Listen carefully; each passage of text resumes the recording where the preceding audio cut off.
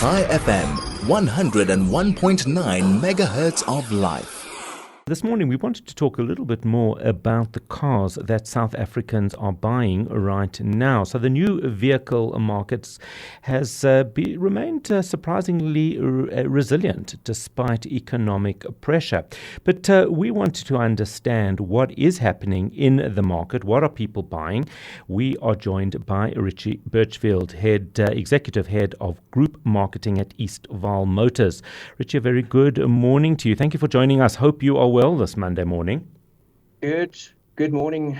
How are you? All things good on my side. Thank you for having us. Great. So first of all, just talk to me in general about the South African new vehicle market. Are South Africans still buying cars new? Absolutely. If you see the latest NAAMSA figures for June, we've had a stellar month and year to date so far. So fantastic new vehicle sales. So I would definitely say South Africans are still buying cars. We've definitely seen that spike, and then conversely, a bit of strain on the used car market because of the entry price of new vehicles at the moment. So very, very interesting times within automotive at the moment. Yeah, because one would have thought it would be exactly the opposite. Just from a logical or rational perspective, South Africans are under pressure. Therefore, either hold on to your car for longer, or if you are in the market, if you do need a car, then buy used. But it doesn't seem to be working that way. Why do you think that is? Is it because, as you've mentioned, that the prices of new vehicles are compelling? Definitely. I think if you look back over the last 5 to 6 years from COVID time, the market has just been so unpredictable in terms of new and used. And we saw a massive spike about 4 or 5 years ago in used cars due to COVID, people holding on to their cars, not buying as much, affordability being a massive topic. But due to the Chinese brands coming into South Africa, offering very, very compelling price propositions, has completely changed that. And so in the last 3 to 4 years, wave of Chinese brands making the entry price into a new vehicle so much more affordable and attainable. And so that's in my opinion, completely changed people's perceptions, because now they can buy a brand new car with all the warranties and value adds that you would get with a new car at the price of what they would be paying for a used car. And because of the options and the value that you're getting in these new vehicles, it feels like a no-brainer for consumers at the moment. I see that Toyota, Suzuki still leading the way, non-Chinese vehicles. Is that lead under threat? Such strong powerhouses in the market. I think that they've managed to sustain the market predominantly from a price perspective. South Africans, from the research that I've seen over the past few years, still value heritage brands, these legacy brands. And if they could, would still buy it, because it's what they know, it's what their parents drove, and they value that. But at the end of the day, it's how much money you've got left in your salary that counts.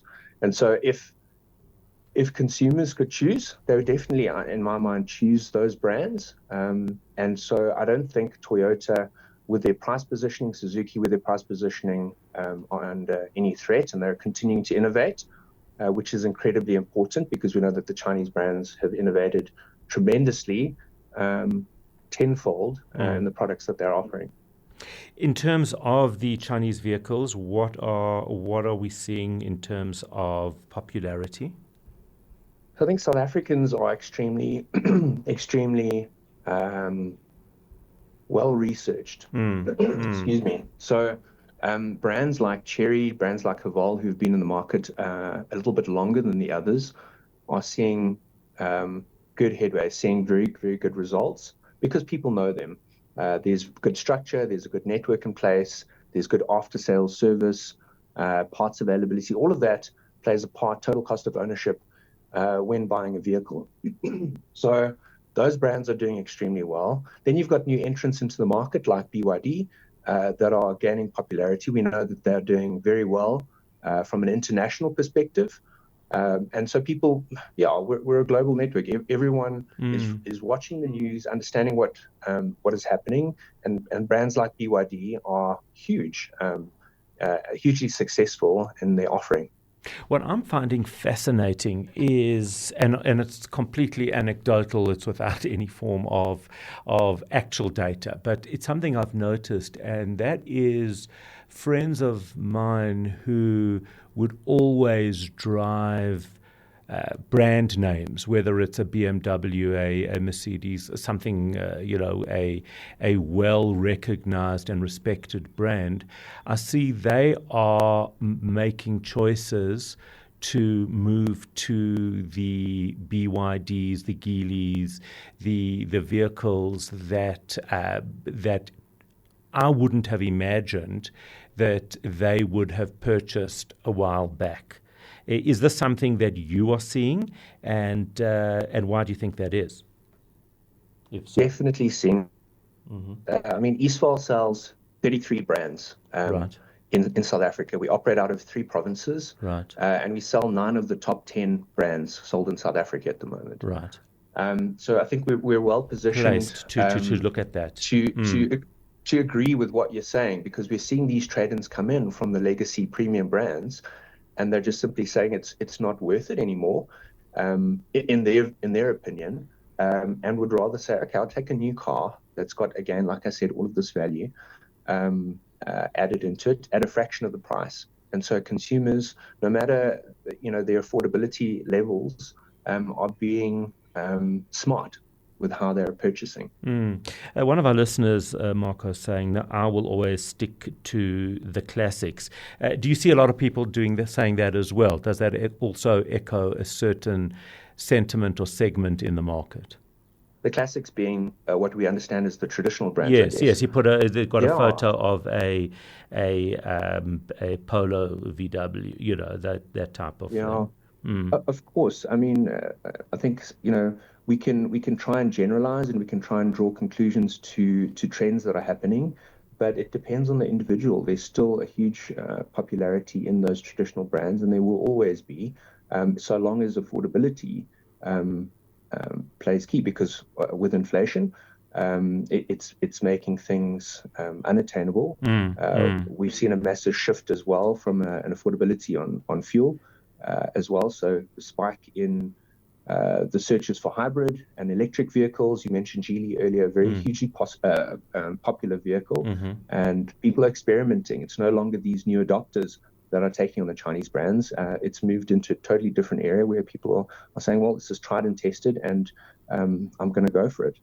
How are people responding to fully electric versus hybrid? Yeah, I think with the situation that's happening in the world at the moment, for me, it's been an absolute catalyst to move into HEV and of course EV. It's made people consider it way quicker than what they would have done in previous times.